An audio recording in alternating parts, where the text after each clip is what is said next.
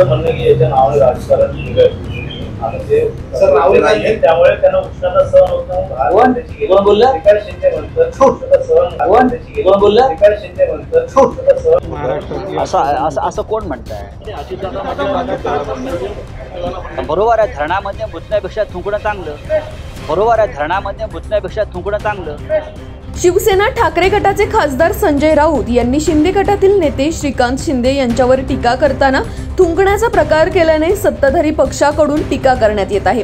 तर महाविकास आघाडीतील काँग्रेस आणि राष्ट्रवादीच्या नेत्यांना देखील संयमाने बोलण्याचा सल्ला राऊत यांना दिलाय. विरोधी पक्षनेते अजित पवार यांनी सर्वांनीच संयमाने वागलं पाहिजे असा टोला संजय राऊत यांना लगावला होता. आता राऊत यांनी नाशिक दौऱ्यावर असताना अजित पवार यांच्यावर खोचक टीका करत प्रत्युत्तर दिलंय. सर्वांनी संयम तर राखला पाहिजे हे बरोबर आहे, परंतु ज्याचं जळतं त्याला कळतं. राऊत यांनी अजित पवारांच्या धरणाच्या वक्तव्यापेक्षा थुंकणं चांगलं असा खोचक टोला अजित पवारांना लगावला आहे. तसेच आम्ही सर्व काही भोगूनही आजही जमिनीवर आहोत. माझ्या पक्षाबरोबर आम्ही ठामपणे उभे आहोत. आमच्या मनात पक्ष बदलण्याचा, आमच्यावर संकट येतात म्हणून भाजप सोबत सूत जुळवण्याचा आमच्या मनात विचार येत नाही, असा टोलाही राऊत यांनी अजितदादांना लगावला आहे. यानंतर अजित पवारांना पत्रकारांना विचारलं असता अजित पवारांनी नो कमेंट्स. संजय राऊत यांच्या बोलण्याने आमच्या अंगाला भोकं पडत नाही, तसेच ते मोठे माणसं आहेत, आम्ही त्यांचा आदर करतो असं बोलत विषय संपवला. पहा नेमकं घडलंय काय. भर पत्रकार परिषदेत थुंकण्याचं नाव घेणं हे योग्य आहे काय वाटतं? मला कुठल्याही राजकीय पक्षाच्या नेत्यांनी, प्रवक्त्यांनी, कार्यकर्त्यांनी आपली काही महाराष्ट्रीयन संस्कृती आहे, परंपरा आहे, आपला काही इतिहास आहे.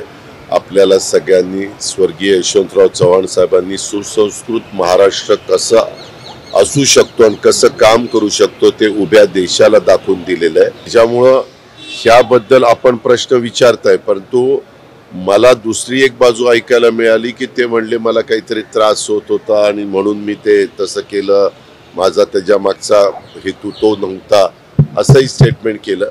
परंतु प्रत्येकाने तारतम्य ठेवून वागावं एवढीच माझी. असं कोण म्हणताय? बरोबर आहे, धरणामध्ये मुतण्यापेक्षा थुंकणं चांगलं. असं संयम तर राखला पाहिजे प्रत्येकाने, बरोबर आहे, पण ज्याचं जळतं त्याला कळतं. ज्याचं जळतं त्याला कळतं. आम्ही भोगतो आहोत आणि आम्ही भोगून सुद्धा जमिनीवर उभे आहोत, इकडे तिकडे पळालो नाही. मी माझ्या पक्षाबरोबर आम्ही सगळे ठामपणे उभे आहोत. आमच्या मनामध्ये पक्ष बदलण्याचा आणि आमच्यावर संकट येत आहेत म्हणून भारतीय जनता पक्षासारख्या पक्षाबरोबर सूत जुळवण्याचा आमच्या मनात विचार येत नाही. काही आमच्या अंगाला भोकं पडत नाही, ते मोठी माणसं आहेत, आम्ही त्यांचा आदर करतो. ही आपली संस्कृती नाहीये. त्यांनी काय बोलावा त्यांचा अधिकार आहे,